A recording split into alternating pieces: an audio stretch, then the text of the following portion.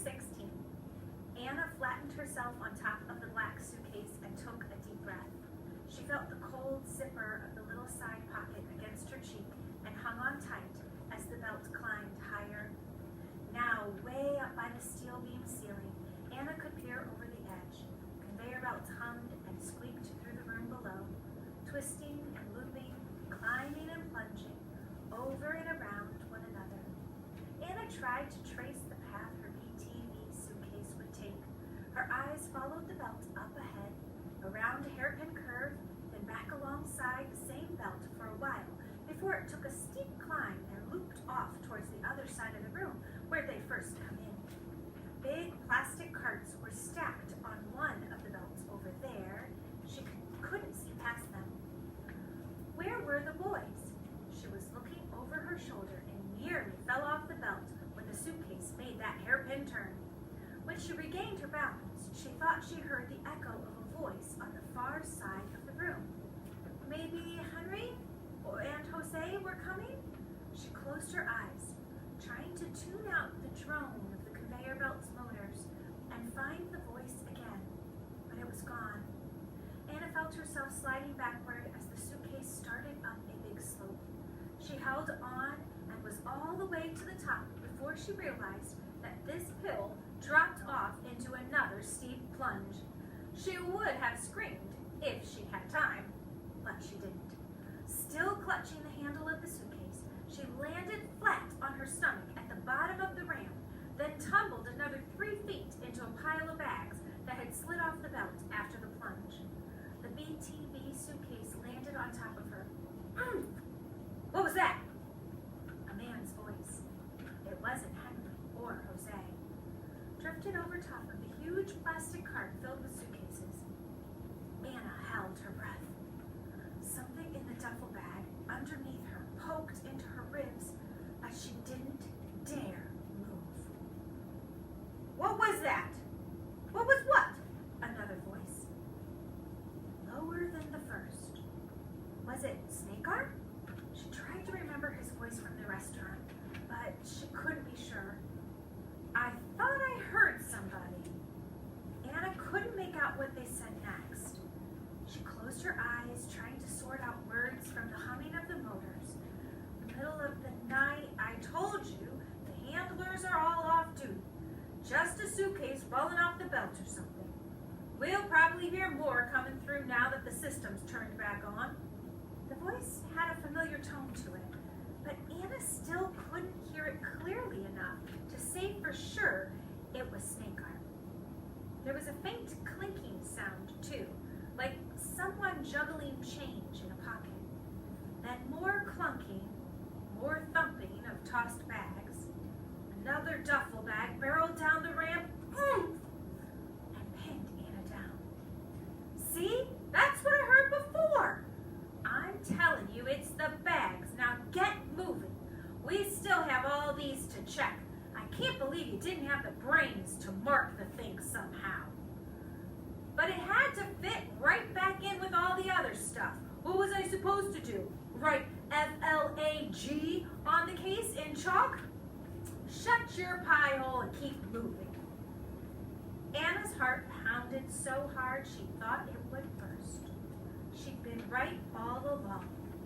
The flag was here. And those men had it. Or at least they expected to find it soon. She strained to hear the voices.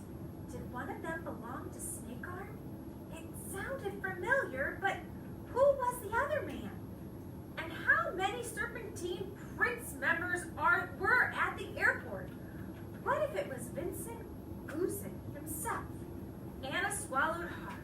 From under the duffel bags, she could hear something like big boxes being pushed around, scraping on the concrete floor. Nope, not this one.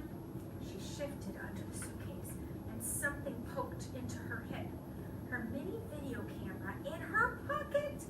If she could get to a place where she could see the men without being seen herself, she could take video of them, maybe even with the flag, and she'd have evidence to prove Jose's mother and Sinan's family and all the orchestra people were innocent. Anna squeezed her eyes closed the mystery, and then Jose's mom and Sinan's parents would be okay. She'd have the story of all stories for the newspaper, and Snickerbottom would give her an interview. And then they'd have to let her be in the Silver Jaguar Society, no matter how old she was. She just had to get up the nerve. Little by little, Anna wiggled out from under the bags. She held her breath. Had they heard her moving? She doubted it. Noises from the other side of the luggage carts were getting louder. If anything, more clinking change, more thumping. It sounded as if they dropped something big. Blast it! That was my toe!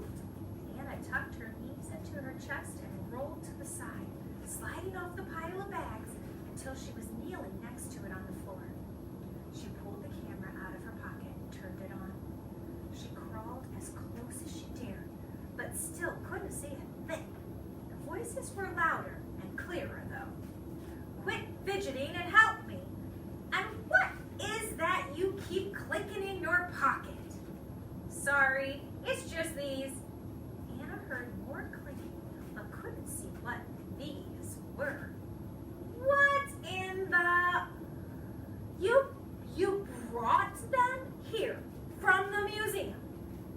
I wanted to get out of there. I wasn't thinking. I'll put them back with the flag when we find it. You'll put them back in your pocket now. Fine. Clink. How come? Because they're covered in your fingerprints, you dimwit. Hold on to them and toss them in some garbage can in Vermont when it's all done. Anna's breath caught in her throat. With every word she overheard, it became more obvious that Senator Snickerbottom was right. The flag was headed to Vermont, but right now it was here, and she was trapped in this room with the men who stole it. Did you check this one yet? The voice had to be right on the other side of those carts. Anna bit her lip. Where could she go to see that without being spotted? Her eyes followed the conveyor belt snaking around the room. At one point, not far from where they'd come in, the belt climbed a gradual long slope. Then there was an even longer stretch of straight belt that was elevated. It would be the best place to see anything in the room, but there was no cover. No railing on the beltway way up there, no place to hide. Got that one already. Come on, we need to hurry up. They'll be back soon. As quietly as she could, Anna heaved the big BTV suitcase back up onto the metal edge of the conveyor belt. She'd have to make herself a place to hide. She piled 2 duffel bags on the belt, climbed up herself, and wiggled in between them. She slipped her camera from her pocket and pressed the button to start recording as the belt began to climb the slope. You got something? An excited voice, even louder this time, came from below. This would be her only chance to record evidence. Anna still couldn't see the men. Somehow, they changed their position, or she miscalculated, but they were directly below her. She couldn't come out from her hiding place. They'd spot her for sure. So, keeping her head down between the bags, she clutched the camera and stretched her arm as far as she could reach, until her hand stuck out over the edge of the belt. Anna shook off a chill that was half cold, half fear that she was about to be seen. That whoever was down there, clunking things around, would spot the camera with its Rudolph red record light in her hand, dangling over the belt. Well, here we are, jackpot! About time, little brother. Get what we need and let's go. Anna's hand shook so much, she was afraid she'd drop the camera. You got scissors or something?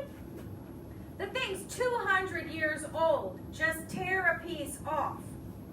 A new chill settled on Anna as the belt rumbled under her knees. They were going to tear the flag?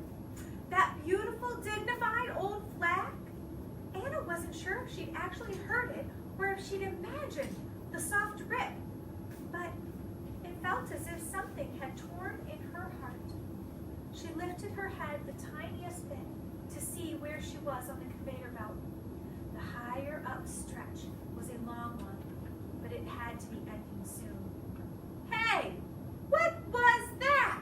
the lower voice said, and Anna yanked her arm back into her chest. Her camera caught the edge of the belt, and she lost her grip. It clattered to the cement floor, and Anna braced herself for the men's reaction. Instead, she heard deep, loud barking. What's a dog doing down here?" "Oh no," Anna gasped. Not now! Not now!" "Hammurabi, come boy!" She should have known Sinan would be right behind him, but the sound of his little voice made her heart sink. There was nothing she could do but stay hidden between the bags, ride away from them. But she heard everything. "Got him! Well, there, you seem to be in the wrong place now, don't you?" Hammurabi's bark bounced off the hard walls, more and more frantic, until something made him yelp and go quiet. "Please, sir." "A busy place like this, all kinds of bad things could happen. It'd be mighty easy for a kid to get lost or hurt real bad. He might even go missing." It was the last thing Anna heard before she felt rubber strips tugging at her hair. The conveyor belt pulled her into one of the dark tunnels she'd seen from the far side of the room, and the voices